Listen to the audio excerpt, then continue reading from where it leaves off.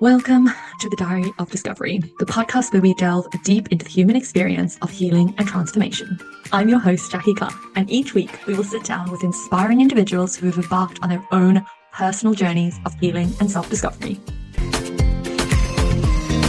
From overcoming trauma to navigating life's challenges, our guests share their raw and honest stories, offering insights, wisdom, and hope to all who tune in. So grab your favorite cup of tea, find a cozy spot, and join us as we uncover the power of resilience, courage, and the pursuit of authenticity. This is the Diary of Discovery. Welcome back to the podcast, everyone. I am so excited to introduce you to our new guest for the week. Do you want to tell everyone who you are and where you are in the world? So my name is Jo and I live in Wiltshire, and I left my job in the NHS to follow my purpose, and it's been quite a journey. Amazing. Oh my gosh, the NHS, that is a career. That is a career and a half. Yeah, it is a career, and actually I admitted to say that I'm following my purpose as a life purpose mentor coach. Amazing. Okay, so let's go back to the start of your healing journey and the moment where you realized something had to change, something wasn't right, like the moment that it kind of kicked off for you. What was going on in your life at the time? There's been pivotal points in my life where there's been a huge amount of overwhelm. And I think the most pivotal point was actually when I had major surgery at 39. My family got a history of ovarian cancer, and I elected to have surgery. Um, I didn't know what it would be like really to go into rapid menopause at 39 when all my peers weren't. And I literally, life changed overnight. And then a year later, after surgery, I developed a horrific skin condition. It went on for about a year, and I remember like crying into the fruit bowl, having tried diets, everything you could think of. And literally, like, oh my God, it was raging and it was bleeding and it was sore. And I was kind of like going through menopause, skin problems, bringing up two boys, it was like, oh my God. And then a friend came round and said, you need to come and see my holistic chiropractor. She's amazing. And I was like, why? Why would I go see a chiropractor? And kind of the rest is history. I kind of like realized straight away then that my nervous system was on flight, fight, freeze, flight, fight, freeze. And so I literally was having, I call it a nervous breakthrough, but I was having a breakdown post surgery. So really, that was really the start of what has turned out to be a very long holistic healing journey. Really long. Yeah. Oh, okay. I mean, already I'm excited about this conversation. I think that this is going to be really, really good. So that is, I mean, it's a really tough thing to have to go through. To even just make the decision to have the surgery is a big decision to have to make, never mind menopause then starting while trying to raise two boys and, going through then additional complications off the back of that. Mm. How, like, as you went through that journey and you decided to go see the chiropractor and you started to kind of go through this healing, what did you have to start to embrace about yourself, or like get to know about yourself or accept about yourself to Mm. actually go on the journey? Oh God, so much. And I mean, really, before then, being guided, this friend was like an angel to me. I'll never forget her. Like, she took me on this path. But before having surgery, I actually worked in the healthcare sector, and I knew a lot, I guess, about the body, conventional medicine, but I knew that my emotions were going to go all over the place, like having major surgery, full hysterectomy, ovaries out, everything.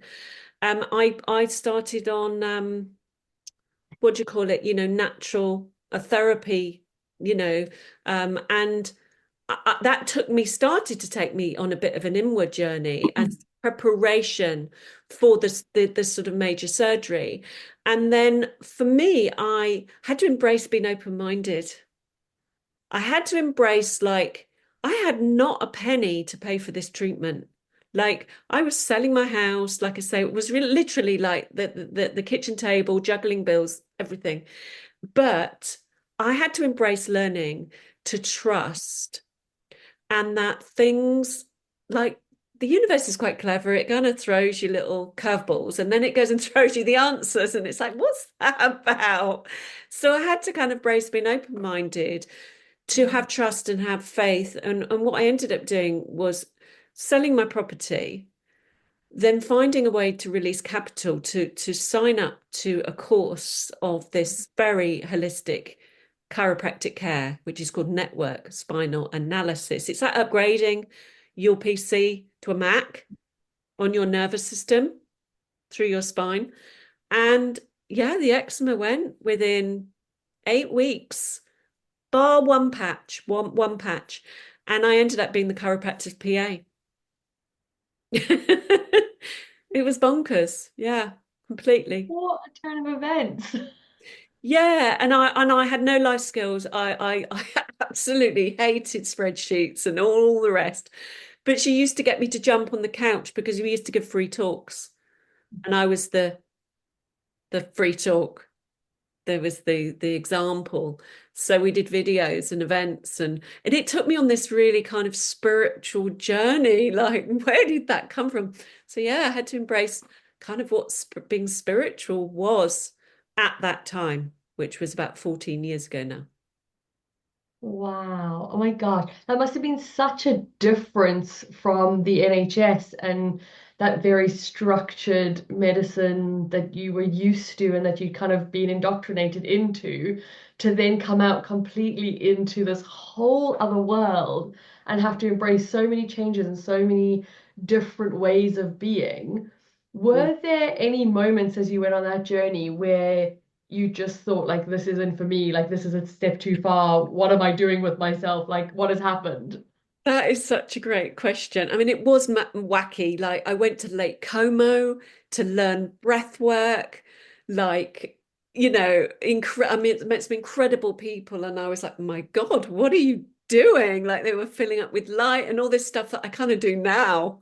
But they were like, I'm like, what is this all about? We did a lot of Samanto work. So that was the breath, the body, and kind of getting that in unison. Didn't really understand it at all. There was a few moments, and we met a lot of people, like, I met like gurus and all of this sort of stuff. But I had an experience actually with some people that gave back word and that really tested my values. And for me, that's not being very spiritual if you're kind of not speaking with integrity and things like that. So there was a backward situation where I then had to pivot my life, and I've done this many times. And I kind of use the work that I do, kind of working with self-critical women that are really creative and haven't unlocked their spiritual gifts, that actually can pivot your life. So yeah, I kind of I needed to learn more, I think. It wasn't that spirituality wasn't for me. It was just a very, very confusing space for me to be. And I needed to go on, obviously, a bit of a self-discovery journey, which I've done and still doing. So It is yeah, a never-ending cycle, isn't it? When can you be. It can yeah. be the healing journey. And obviously that was my pivotal, that was my entry point for understanding both sides of the coin, holistic healing, conventional healing, and learning about the mind, body, soul experience on an individual level. Um, but at that time, it was like, I think maybe I need to just try ordinary life because this feels a bit wacky, a bit woo-woo, a bit odd. Didn't really sit all of it within my body, but my body healed for sure. Mm. Mm.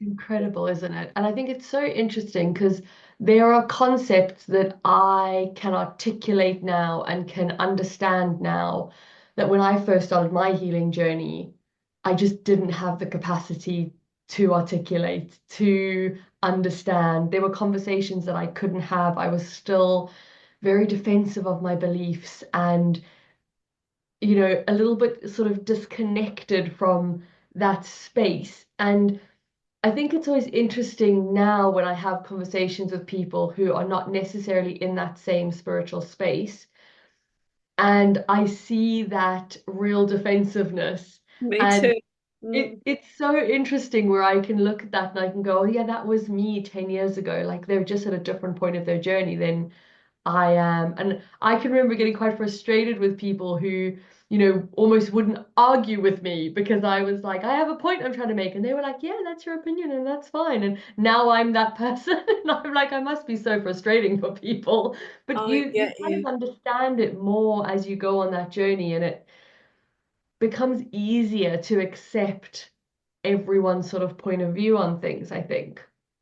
100 million%. It's so interesting, this conversation, because I've literally spent the weekend creating an essential health guide for your spiritual well-being. For that self that I was, that 39, oh God, I wish I'd had a guide. I wish I'd had some structure. I wish I'd understand what being spiritual meant to me, because it means a lot to me now. And I'm also creating a spiritual well-being hub for that kind of woman that is self-critical. She's got spiritual gifts, but she's basically having a breakdown on the physical level, trying to juggle everything because she's in confusion, and people are, she's going down B roads and rabbit holes and in the fog. And so that's so interesting. You should say that. I'm literally creating that as we speak. So yeah.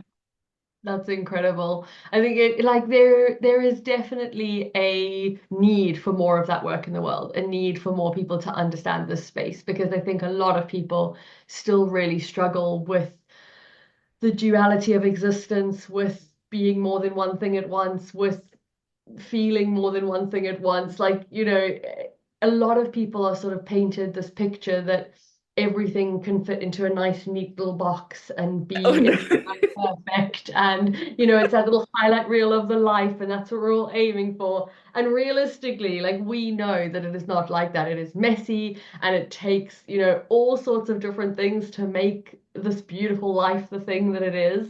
Yeah. And I think so many people are still stuck in that world of trying to fit everything into a box and make it all Yeah. work in a way that is right. And they haven't quite grasped the fact of what life is all about. So I think Yeah. that that is it's a really important thing for the conversation that we have around that.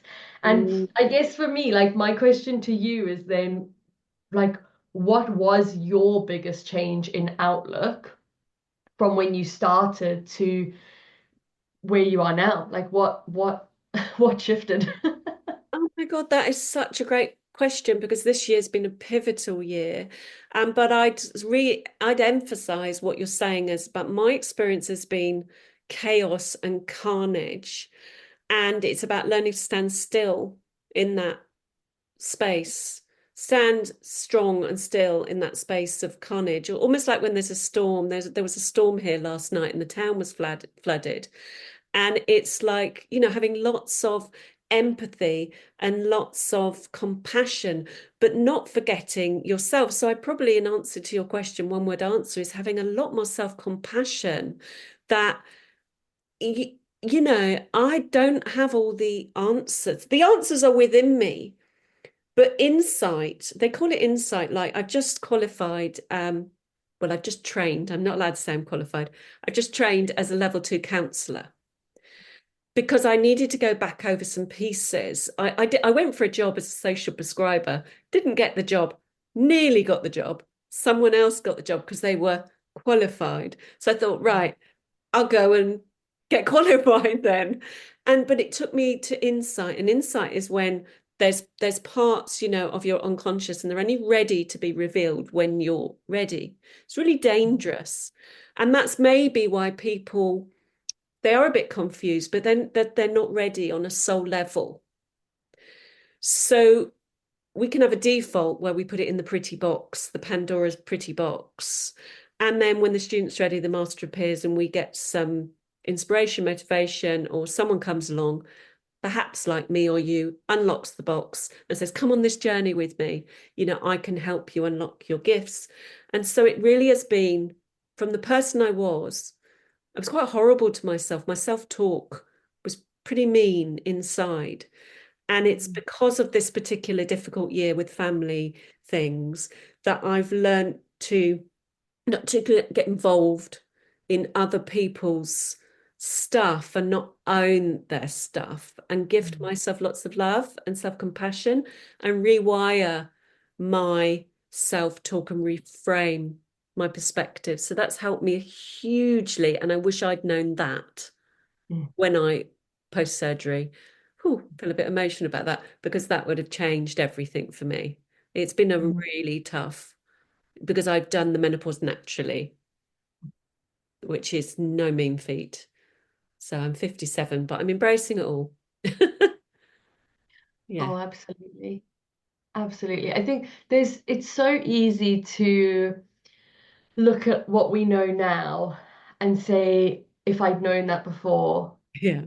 things could have been easier or different or better or, Yeah. whatever the word is. But I also agree with you that everyone has a moment where they are able to handle and hold and look at the darkness. And Yeah. until they are ready, it is not something that you're physically able to do. It's not something that is available to you.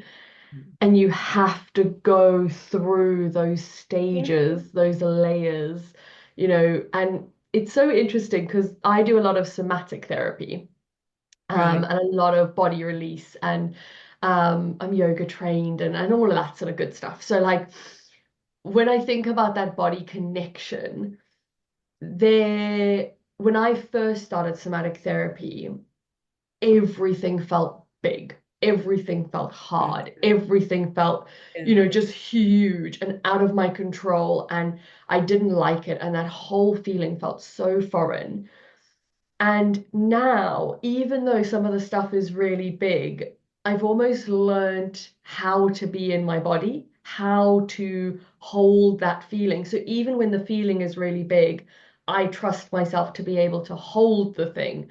So I can drop into somatic healing so much quicker now and move so much faster through different things. Whereas before, to move through one thing took me like months. But Yeah. Me because too. my Yeah. body was trying to like learn how to do the physical thing as well as release the thing that was trying to release. And I Yeah. think that it's such a thing for people to understand that as much as healing, it can be really difficult at times, you can also get better at it. You can also get good at it. And it can become like an easier thing to do over a period of time. Yeah. But it is quite challenging sometimes. Like it is quite hard sometimes. Yeah, it's because it's like anything, you're learning something new.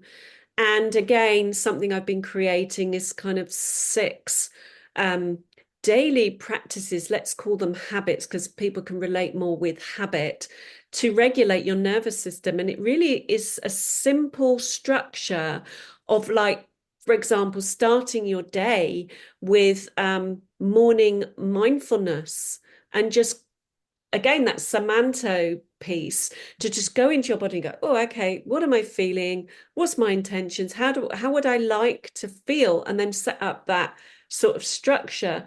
Because network spinal analysis, they call it, it really is that kind of getting your body to find areas of peace and let go of what literally, is not feeling good, and then create new pathways. This is the point about this learning piece about creating new neural pathways in the brain.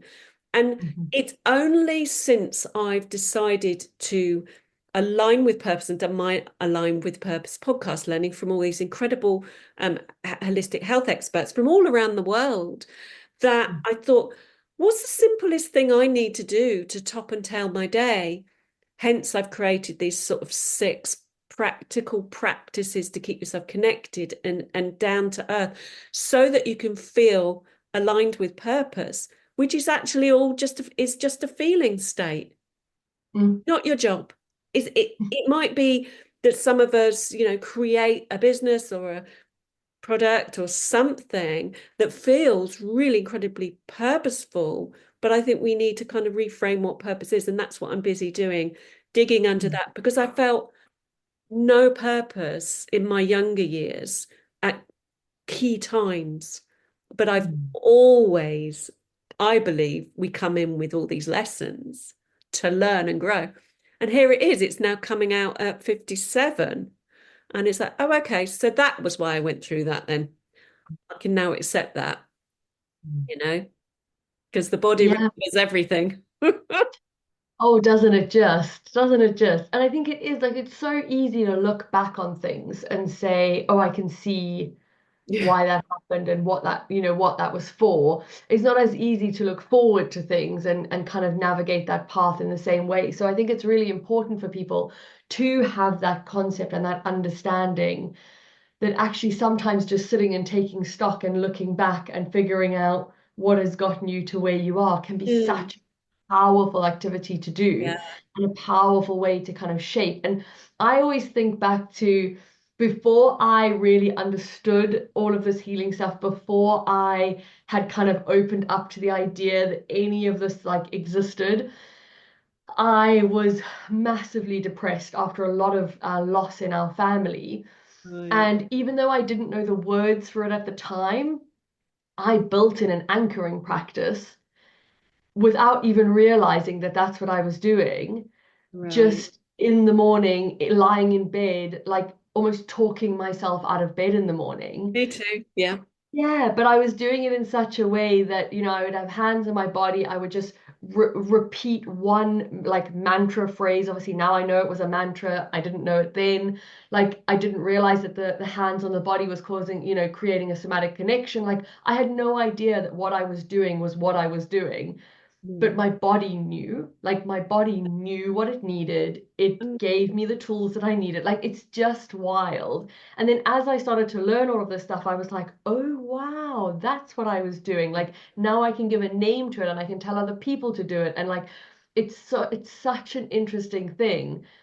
But at the time, I thought, I'm just trying to get myself out of bed. Like, I'm just trying to start my day. I'm just trying to, take that step. And I think it's so interesting around that idea of like so many people try and connect their purpose to their work.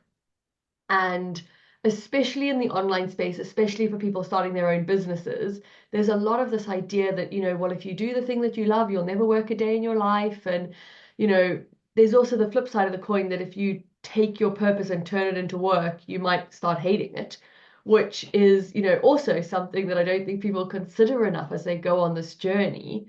it's true. And I guess, your whole kind of like idea is around this purpose idea. So I'd love to get your take on that idea of like purpose versus work and how they integrate for you and what that looks like. Oh my God. Yeah, this kind of is it's almost been like my project. I'm calling it Project Purpose because I've drifted in and out of this, trying to find the perfect career that fulfills my purpose. And I've done the care sector, the charity sector, the self-employment journey. And I'd like this year particularly, it's like I'm still not getting anywhere. Why? And I use numerology, astrology. I'm really curious about forces outside of ourselves that can affect us on the physical level. And I kind of studied all these different metaphysics and philosophy kind of on a, just top level. And I've kind of like realized the only place and space that makes me feel good is when I'm creating that sense of feeling. And for me, that's what purpose is. So if I'm feeling good, I'm really kind of knowing who I am, and which I do, because it's been a long journey on the spiritual journey of self-identity and cyclic patterns and really like looking at my behaviors and my habits and all of that. But if I know myself, who I am, and I have an idea of what excites me, and that's what counseling did for me. It was like, okay, so I've got this insight, I've gone back over, but I now need to look about what motivates me, what inspires me. And actually, it's other people, other people that have been through adversity, that don't moan, that just, and I was like, well, that took me on to then interviewing like lots and lots and lots of people to say, initially, what's your purpose? And then kind of, well, did you always want to be? Was my key question. Did you always want to be a healer, a coach? And they're, well, no, I wanted to be a ballerina or a lawyer. And then I kind of say, well, your career path, how did it link to purpose? And they just shared it. And they went, because I I didn't feel good where I was doing what I was doing. And I stopped chasing. And then I just thought, well, then I need to create that structure around me on a daily basis. And I just need to practice Samanto work, feeling good, feeling better. And that's my take. And it's like it's no big, like my business is turning over. Da, da, da, da. I'm a work in progress and I'm feeling my way through it. And there's only one way, and it's through. That's it. Only one way, and it's through. And you do come out the other side. And actually, I'm loving this conversation with you because we have a similar kind of experience, I think, on this journey. Absolutely, yeah. It's so incredible. Like, I massively agree around this idea of like, I'm not here to build a £1 million empire or to, have 6 figures or 10 figures or, 10K months or whatever it is that people say success is. Like, it's just not, it just doesn't interest me. No, The no. thing that interests me is, am I happy? Am I living my life in a way that I want to every day? Am I spending my actual time in a way that makes me happy and makes me feel fulfilled? And when I'm looking at the work that's in the calendar, am I looking at it with excitement? Like, yes, I get to sit down with this person and do this thing. And I was saying before we started recording, like, the podcast is my favorite thing to do in a week. I love recording episodes of it. And I feel that same excitement about working with clients one-to-one or jumping into the group program and delivering training. Like, there's that excitement in what I do. And I think that that is more for me what purpose is Yeah. than a thing. Like, oh, my purpose is to go into the world and teach women about this particular thing. I think it's more just about the essence of, are you showing up in the most aligned, most authentic, most incredible way and being of service to the world in a way that is, good for you, good for the world, works Yeah. for everyone. Because if you don't, and you say, right, for example, you've built this program, right? I don't even like the word program. I'm building a community hub, and it's a spiritual well-being hub because everything you've kind of sort of said. And it's like, yes, of course, one wants to share, and there's nothing wrong with receiving abundance for your spiritual gifts. But ultimately, you want to show up as your truest self, and it is being of service. And that's the whole point of actually, for me, what being spiritual means is that I'm listening to my heart and soul, and I'm trusting my intuition, and I'm actually letting my soul guide me. I'm in so much trust and faith at the moment that what I'm doing and I'm creating, and it's so lovely to share with you for the feedback and others. But it's like it's really called for that we kind of redefine purpose, we redefine our role, especially as creative entrepreneurs, creative women, self-critical, beat ourselves up, that we're not making the 10K months, that we're not doing that. But actually, I'm the happiest I've ever been because I've removed all those attachments and expectations. And yes, I'm using a lot of mental work at the moment to try and get down what I need to into a space. But once I launch it, it's just, I just want to be myself and just share. There's so many pitfalls on this journey. I wish I kind of known that before, a few thousand, 10,000 later. you know. So yeah, that's my take too. Just be yourself, be happy, know you're doing a good thing for others. And yes, of course, receive. Give and receive in equal measure. That's what I say. Absolutely. I think a lot of people, especially spiritual women, struggle with that give and receive in equal measure. They give way more than they receive. So I think Yeah. that is a critical message for all of the women to People listen to. pleaser. trying to and it's a classic. When you see someone people pleasing, it's that they've got some belief or experience that, you know, they're not worthy, they're not enough, and then all they're wanting is love or attention from other people, so they overcompensate. And I'm like, I'm so done with that now.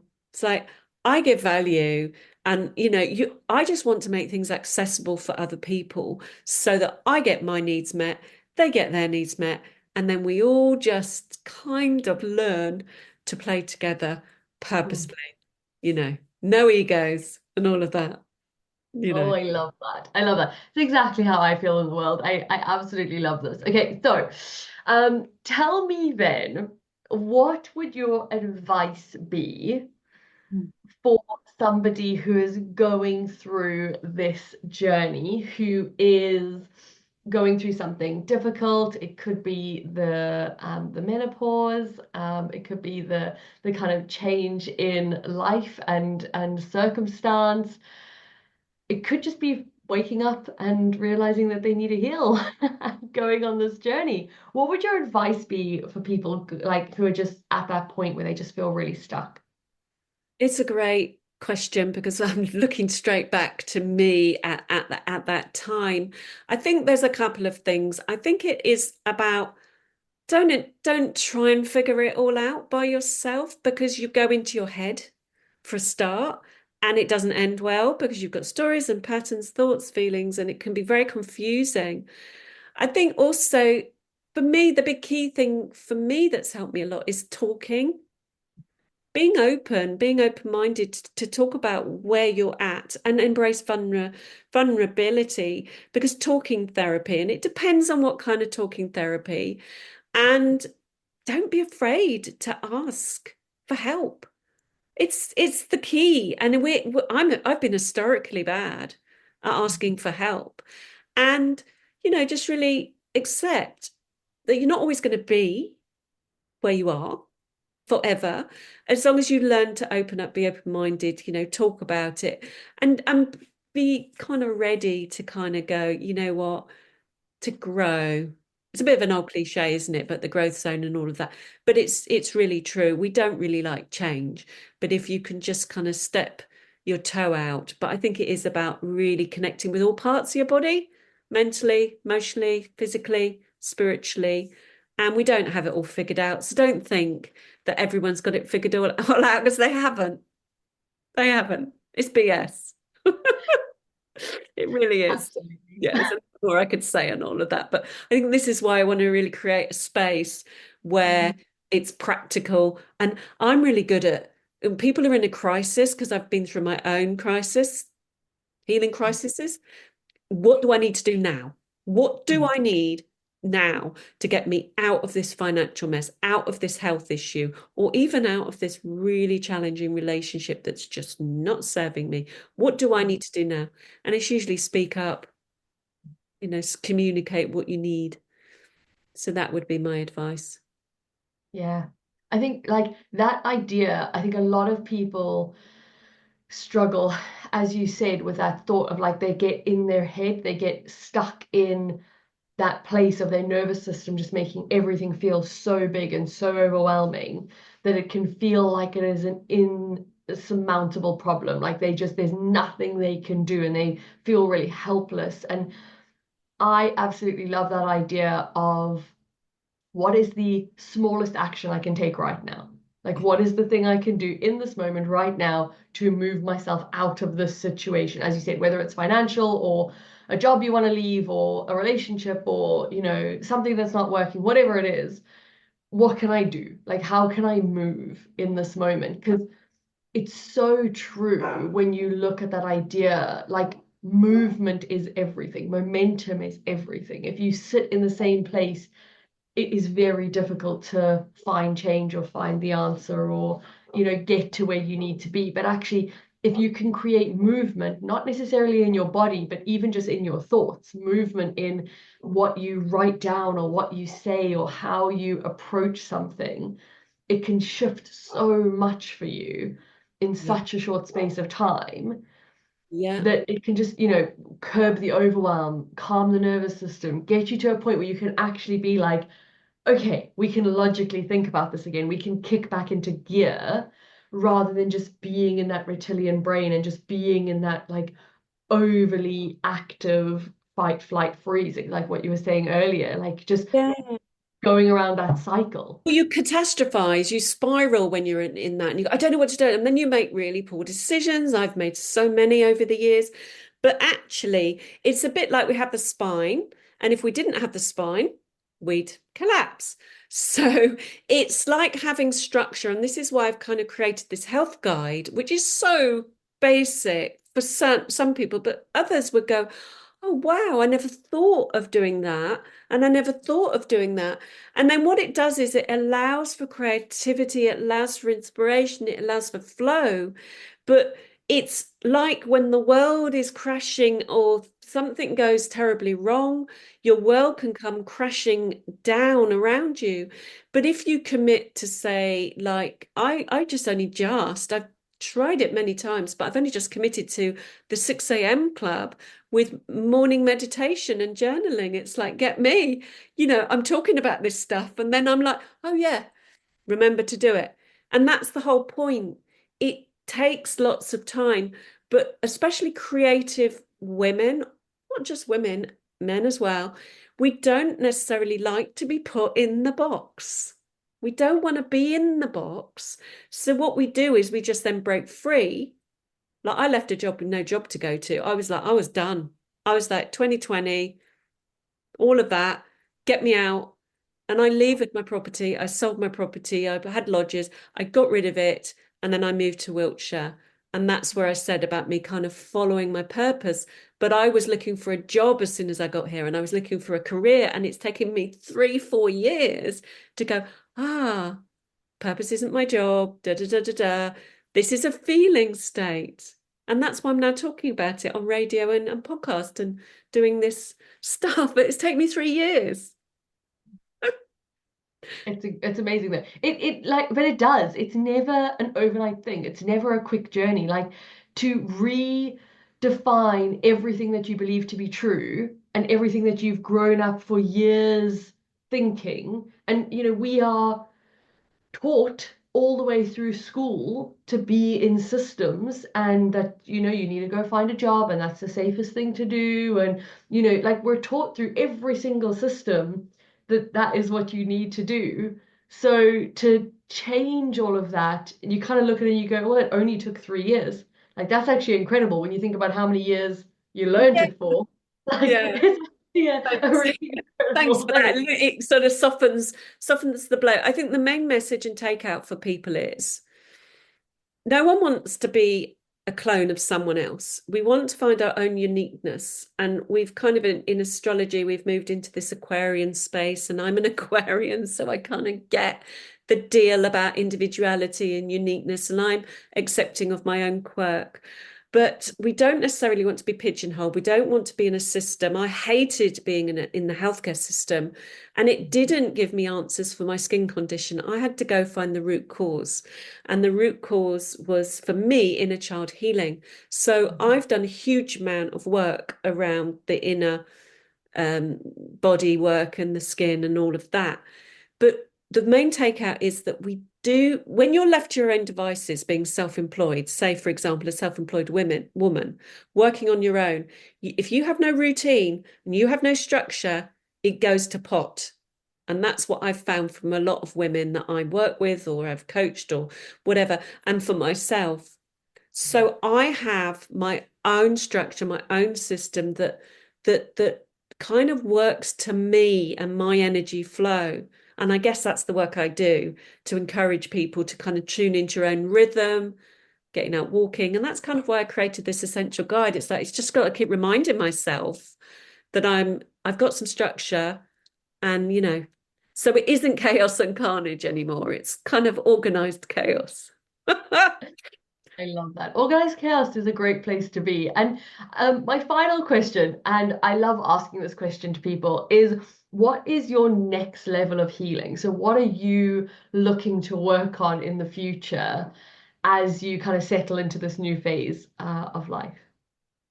Yeah, I think it's probably got to be more embodiment. I think it's great to have the conversation and intellectualize it. And then, like I say, I'm trying to put it on a space. And I think it's probably is embodying it and teaching it from a space of in person. I really would love to do some retreats. I'm based in the Cotswolds, workshop. I've got the pieces of the jigsaw, but I think in answer to your question, it really is continuing to simplify. And it came to me this morning about a real renewal around the spiritual well-being space, that it isn't this or isn't that, or it's got to be unique for you, and embracing and embodying that. So I think it's probably embracing more of the same, but I'm going into a brand new year cycle in February, and I'm really looking forward to just completely simplifying my life and having a lot more self-care and space to travel and time out. So yeah, quite a lot really. Yeah, just a little change. It's fine. Big changes and now little ones, which is more enjoyment. That'll do.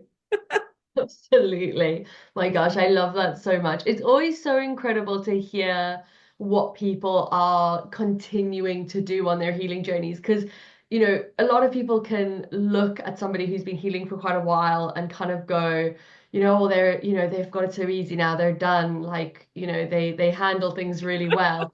And it's like, yes, to a degree, things don't trigger me as badly as they used to, but actually we still have moments where we have to deal with difficult things, and we have to heal, and we have to face things that we've not faced before. So I always love to ask this question and get people to, our listeners particularly, to just be able to connect with the fact that everyone is going through something, everyone is growing in some way. So thank you so much for being so open with us and for sharing, and it's been absolutely wonderful, wonderful to have this chat and to get to know you better. So thank you so much for being part of the podcast, Jo. Thank you so much for allowing me to sort of share that part of my journey. I really, really appreciate it. And great questions, really, really good. Thank you. Amazing. Thank you for listening to another inspiring episode of the Diary of Discovery. If you found value in today's conversation, don't forget to subscribe to the podcast and share it with your friends, family, or anyone else you think might benefit from the stories of hope and transformation.